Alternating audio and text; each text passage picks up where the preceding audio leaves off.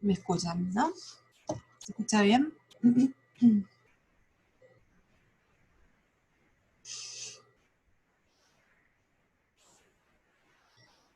Perfecto, gracias Macarena. Bueno, vamos a arrancar. Una cosa sobre la evaluación, porque algunos me preguntaron eh, sobre los desaprobados concretamente.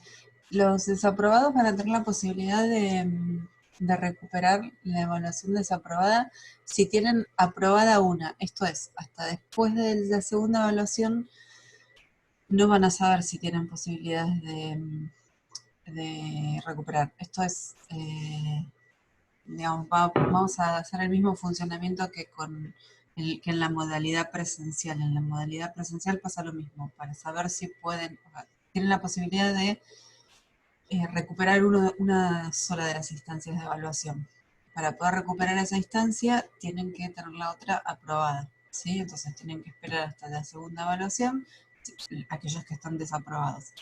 Si la segunda instancia está aprobada, pueden recuperar la primera. Bueno, aquel que tiene aprobada la primera, si tiene la mala pata de desaprobar la mala pata entre comillas, ¿no? De desaprobar la segunda, si tiene aprobada la primera, puede recuperar la segunda, ¿sí? O sea que hasta que no sepamos los resultados de la primera evaluación, no van a saber si están en condiciones de aprobar. Para llegar al final tienen que tener los dos aprobados, ¿sí? Las dos evaluaciones. Bueno, eso entonces con respecto a las evaluaciones. Creo que la clase pasada me habían preguntado por las fechas, todavía no sabemos las fechas de finales. Y no sé si hay alguna otra pregunta con respecto a la evaluación. Si no, ya arrancamos con el contenido.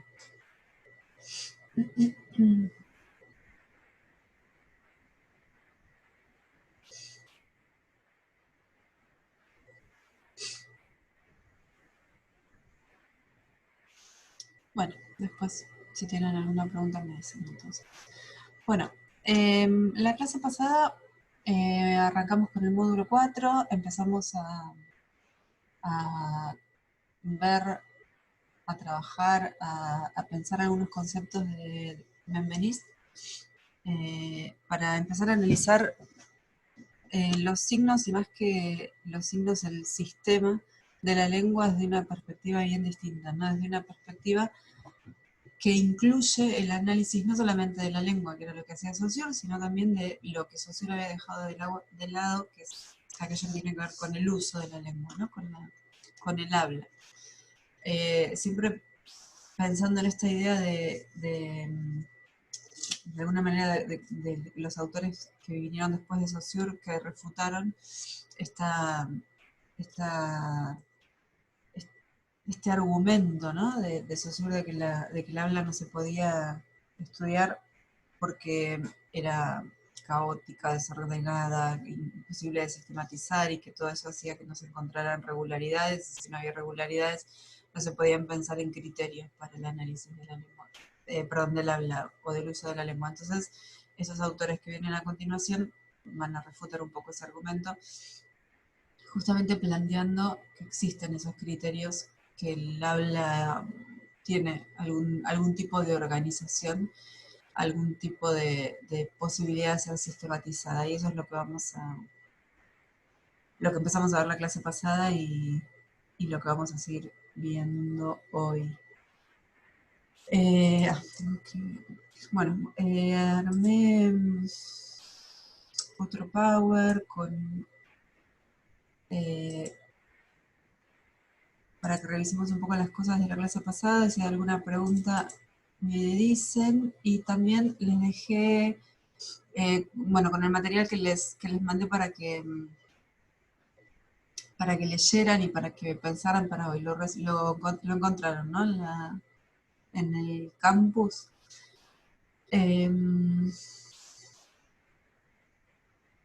Bien, lo que vimos entonces en la clase pasada fue de Benveniste, el texto Semiología de la Lengua, un fragmento, ¿no? Un recorte del texto Semiología de la Lengua, en el cual planteaba que a diferencia de otros sistemas de signos, ¿sí? La lengua tiene una doble significancia. Esto quiere decir que por un lado tiene una significancia semiótica, es lo que la hace funcionar como sistema, es lo que la hace ser lo que es, definido desde la perspectiva de Saussure, este sistema de signos finitos de la misma naturaleza relacionados entre sí, con una relación estable, relativamente estable, entre significado y significante, ¿sí?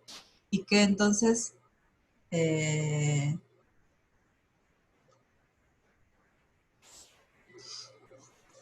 voy a poner un ejemplo que es absolutamente, bueno, ya van a ver ustedes cómo es, pero está bueno para entender esta idea. Otro ejemplo distinto de los que vimos en la clase pasada.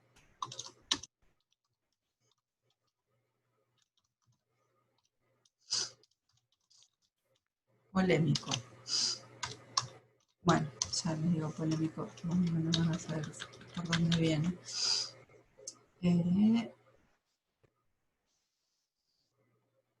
Bueno, estamos viendo, ¿no? En la pantalla, si yo tengo la siguiente frase: el gato de mi vecina está en el balcón, ¿sí? El gato de mi vecina está en el balcón. Desde una perspectiva semiótica, yo acá tengo una frase en la cual, como dijimos en la clase pasada, cada uno de los elementos está relacionado de manera lineal, entonces vamos a tener, por ejemplo, dentro del sintagma, vamos a... Ay, ay.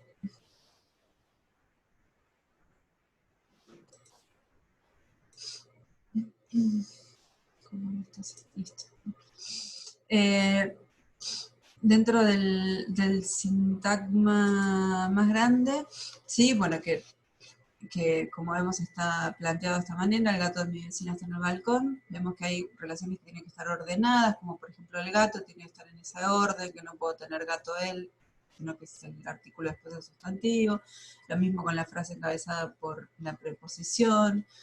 Bien, después el elemento él va a estar en relación, si quieren, paradigmática o asociativa con los otros artículos: él, ella, ellos, ellas. Gato va a estar relacionado también con otros elementos a partir de relaciones asociativas. Lo veíamos cuando veíamos Saussure, gato desde una perspectiva, se me pone,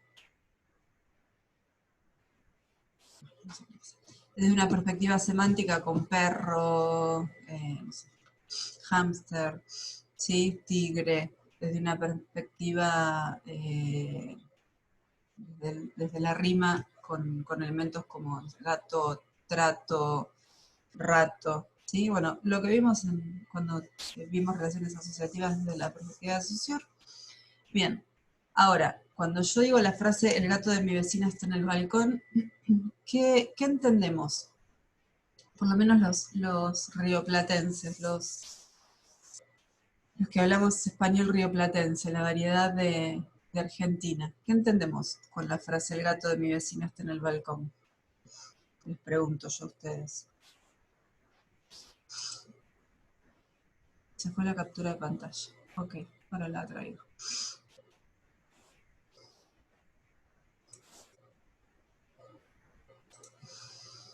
Bien, ¿qué entendemos entonces cuando digo el gato de mi vecina está en el balcón?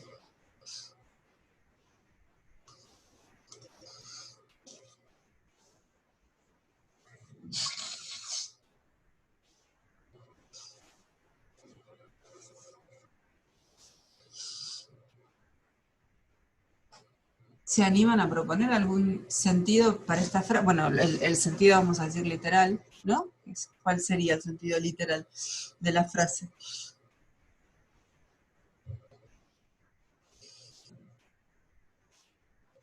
Están silenciados, ¿eh? Si quieren hablar se silencian, y si no pueden usar el chat.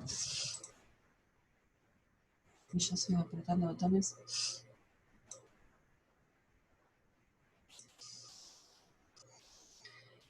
Bueno, que salió afuera de la casa, sí, ¿quién?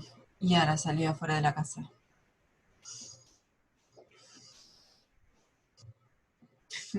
Bien, que el gato de la vecina está en su balcón, claro. Ujú, el gato, bien. El gato como mascota, ¿no? Pero es la única... Bien, Florencia, el gato como mascota. ¿Es la única lectura que podemos hacer de esa frase? El gato de mi vecina está en el balcón. Salió al balcón, ya no me acuerdo.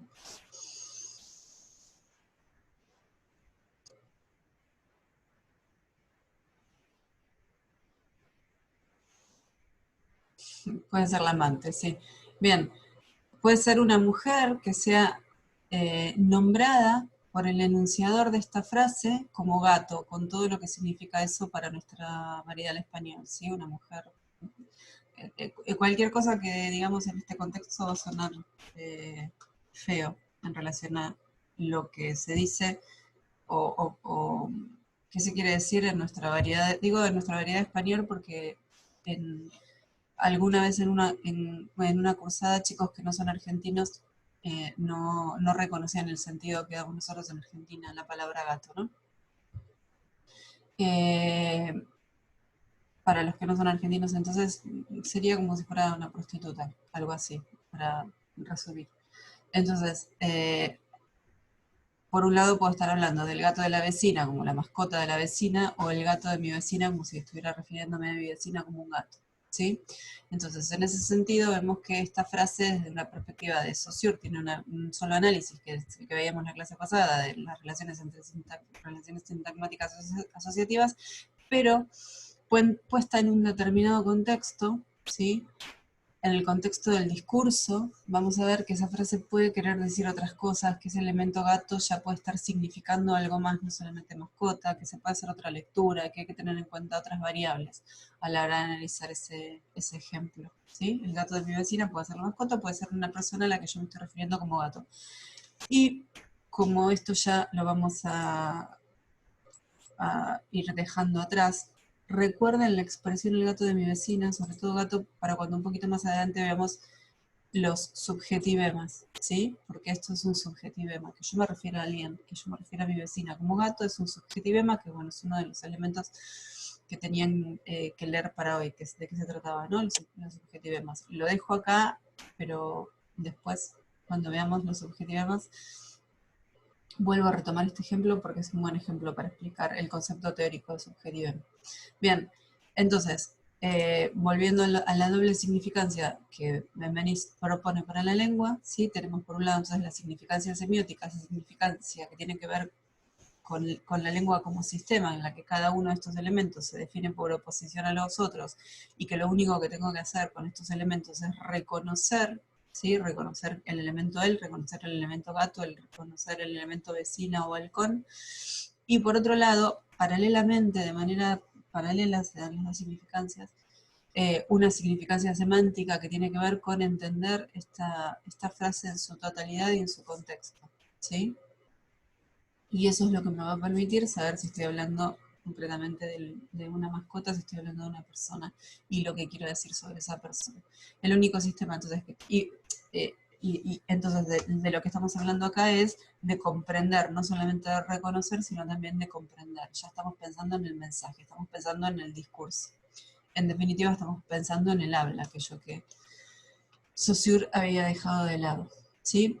No sé si leyeron el texto de Benveniste sobre doble significancia, o sea, sobre la semiología de la lengua y la doble significancia. Si tienen alguna pregunta específica sobre este tema, yo creo que es bastante sencillo, pero bueno, si tienen alguna pregunta, por ahí sería el momento este.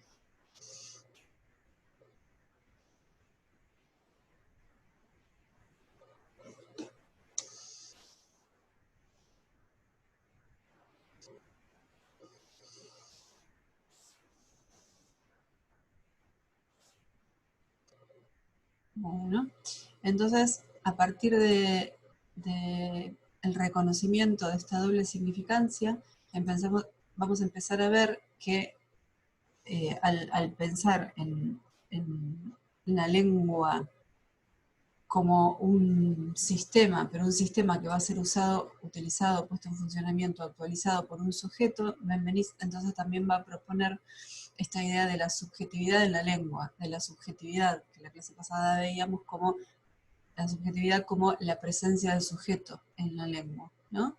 Ya cuando hablamos de la presencia del sujeto en la lengua, en el discurso, perdón, la presencia del sujeto en el discurso, vamos a ver que nos cambia un poco el paradigma, ¿no? De qué elementos vamos a buscar, qué elementos vamos a analizar, de qué manera vamos a,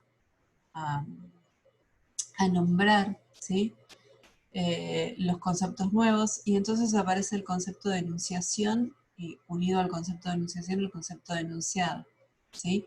El concepto de enunciación, definido por Benveniste como la puesta en funcionamiento de la lengua mediante, como dice acá, lo podemos leer, mediante un acto individual de utilización, ¿sí?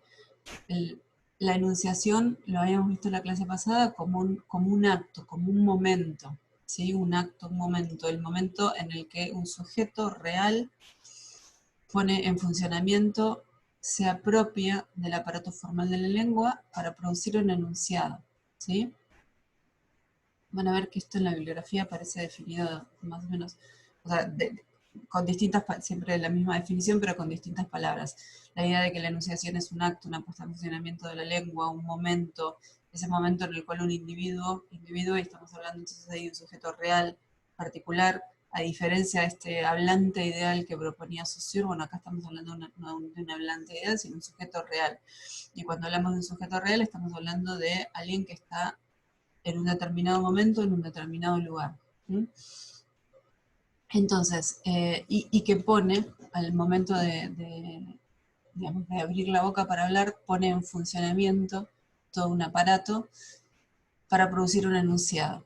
Entonces, en relación con la lengua, en la enunciación es un proceso de apropiación por parte de un yo. Si hay un yo, un sujeto locutor, que se apropia de la lengua, que utiliza la lengua en definitiva, que es tomar de ese sistema de unidades que forma la lengua, unidades, justamente, elegir las unidades, elegir un poco entre comillas, algunas veces va a ser una elección más consciente y otras veces más inconsciente, para hablarle a un tú, una segunda persona, un vos, es decir, a un locutario, y a partir de ese proceso se produce que se da en un momento y en un lugar determinado, se produce un enunciado, ¿sí?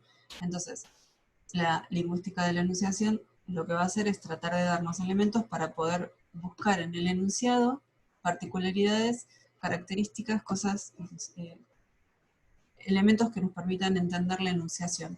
La enunciación no se puede estudiar directamente porque justamente es esto, no es un acto, es un momento, no podemos acceder directamente a la enunciación. Entonces vamos a acceder al enunciado, que es lo que nos va a dar datos para entender la enunciación. Con esta terminología, con estos conceptos nuevos de enunciación y enunciado, ¿sí? Un enunciado, como dije antes, entonces está siempre asociado a un yo, que es el que produce el enunciado, que es el enunciador, que se dirige a una segunda persona, a un vos, a un tú, que es el enunciatario. Van a ver que en la bibliografía puede aparecer también como locutorio y locutario, y anclados, digo yo, asociados a un lugar y un tiempo determinado.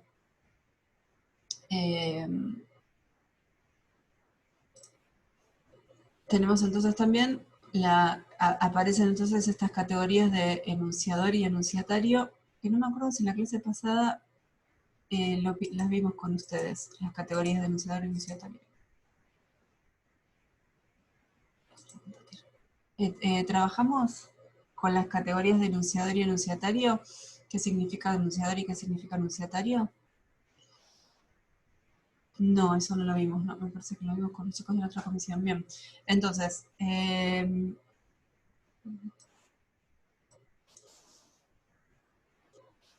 bien.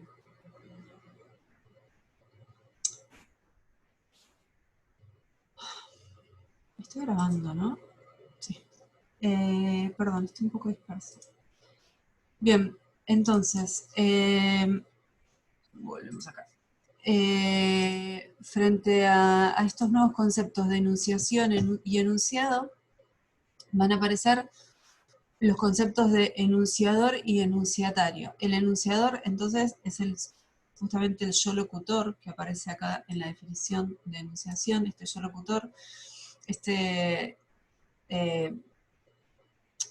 el sujeto que se apropia del aparato formal de la lengua para producir un discurso, en su discurso, en ese discurso, ¿sí?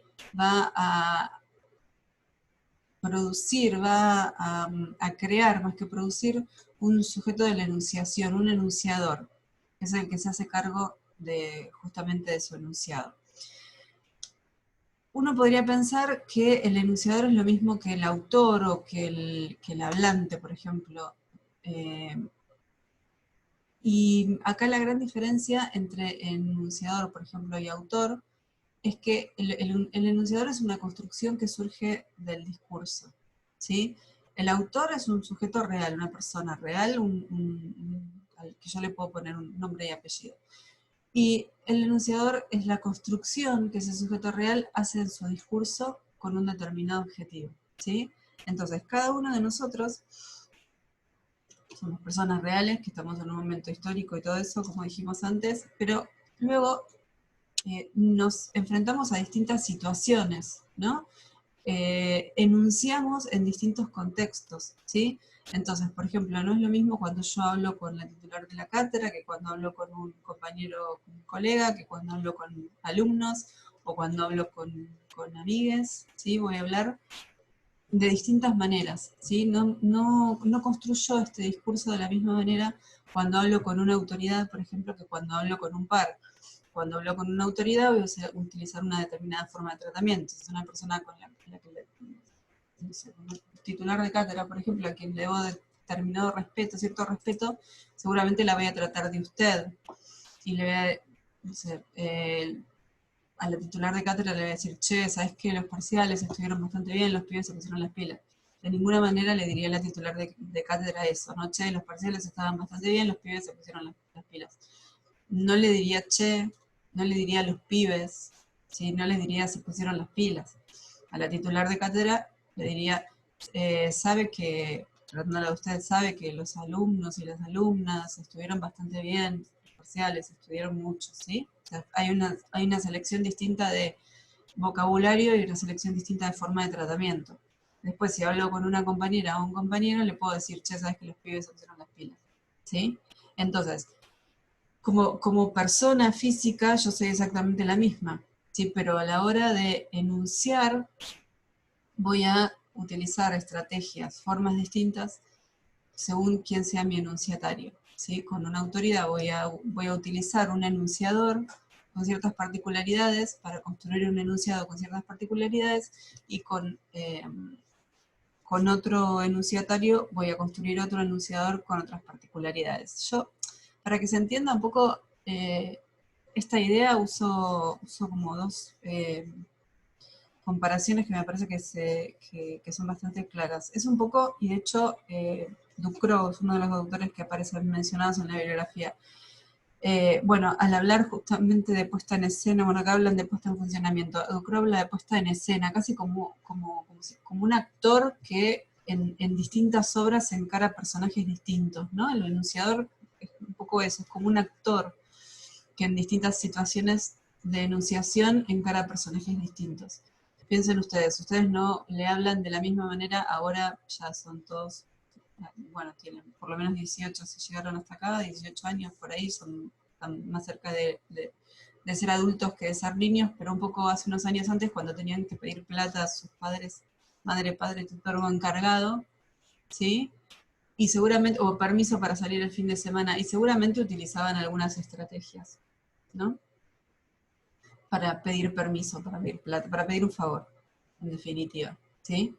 Distintas estrategias que sí tienen que responder a algún otro tipo de cosas, ¿sí? O distintas estrategias si se tienen que comunicar en el marco de la familia, por ejemplo, con un padre que con un hermano, ¿sí? Este rol del enunciador, yo también esto de las comparaciones que les decía antes, lo comparo con la ropa que usamos, ¿no? Nosotros no usamos la misma ropa para quedarnos en casa que para ir a una fiesta. Para ir a una fiesta nos producimos un poco, ¿no? Ropa más formal seguramente, o para ir a trabajar ropa formal, bueno, ahora, por ejemplo, en la cuarentena. todos en casa, o los que tenemos la posibilidad, la buena fortuna de poder trabajar desde casa y estamos vestidos en general un poco más informales porque estamos en casa, pero a la hora de salir a la calle nos tenemos que vestir de otra manera. Bueno, el enunciador es muy parecido a eso. Bueno, ¿de qué manera me voy a vestir yo para ir o sea, ¿de qué manera me visto yo para ir a una fiesta? ¿De qué manera me he visto yo para ir al gimnasio? Al gimnasio puedo ir de vestido y tacos altos y no, no es la ropa adecuada para el gimnasio. Si tengo que ir a una fiesta, voy en joguineta y no, qué sé yo, por ahí puedo ir, pero después voy a ver que hay algo que no encaja seguramente, ¿sí? Para quedarme en casa voy a estar en vestido y con tacos altos y no, definitivamente no.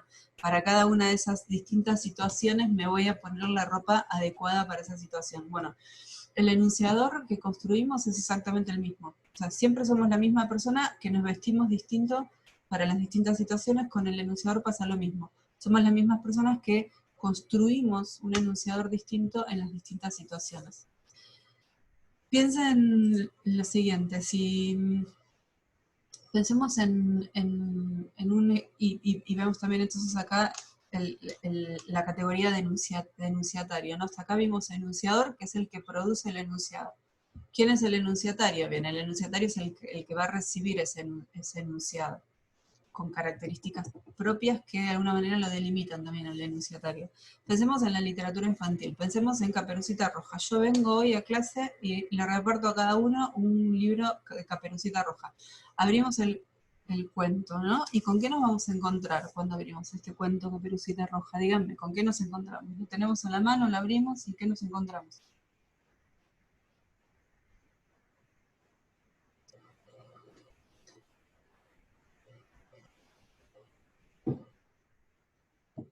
Dibujos. Bien, ¿por qué nos encontramos con dibujos? Con la frase había una vez. Bien, la frase había una vez eh, también es una marca de género, ¿sí?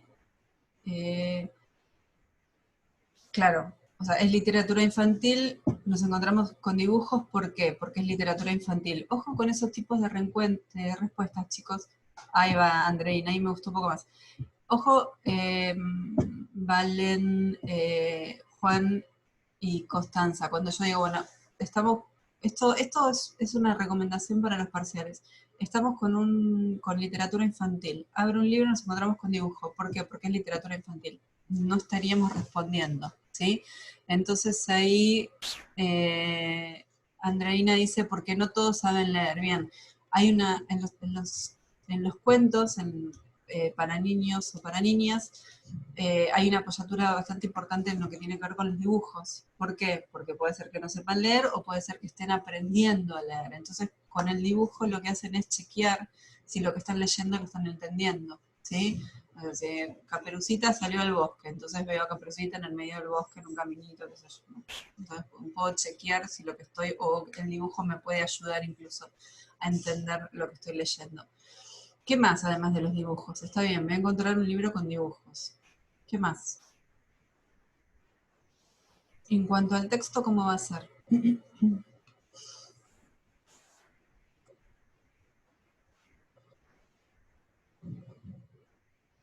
Corto, básico, los textos van a ser cortos, simples, bien. Básico y simple supongo que va a venir por el mismo lado, fáciles de entender, sencillo, bien.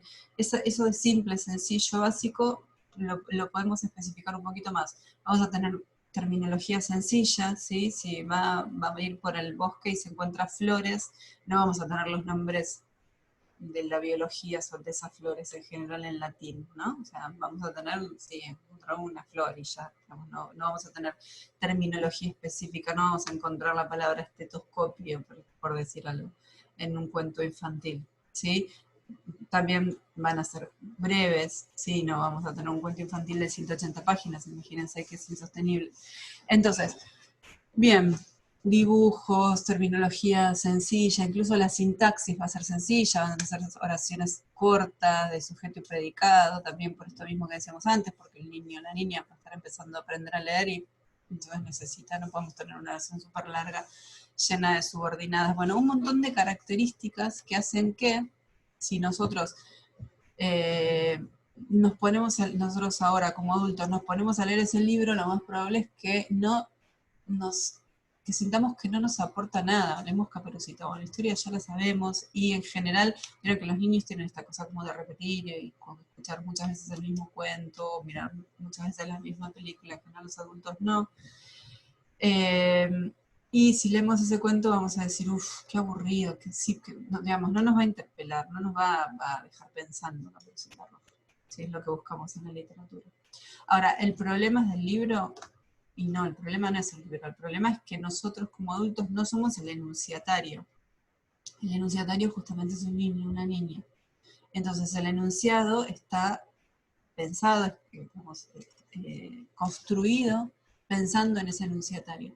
Y esta misma idea nos ayuda también a entender al enunciador, el concepto, mejor dicho, del enunciador, porque ese enunciador que produce ese enunciado sencillo, con dibujos, con palabras simples, ¿es porque no puede escribir otra cosa? No, sí, claro que puede. De hecho, muchos autores reconocidos de literatura para adultos también han hecho literatura infantil. Lo que pasa es que a la hora de hacer literatura infantil construyen una voz que enuncia pensando en su enunciatario. Entonces saben que a un niño le tienen que producir un enunciado con características específicas. ¿Sí? Entonces, bueno, ahora se va a cortar y retomamos, pero esa sería básicamente la diferencia entre, bueno, enunciador y enunciatario, y la diferencia entre enunciador y escritor, y enunciatario y receptor real, ¿sí? Esto se ve mucho en la publicidad también, esta idea de enunciatario. Todos y todas acá podemos ver una publicidad de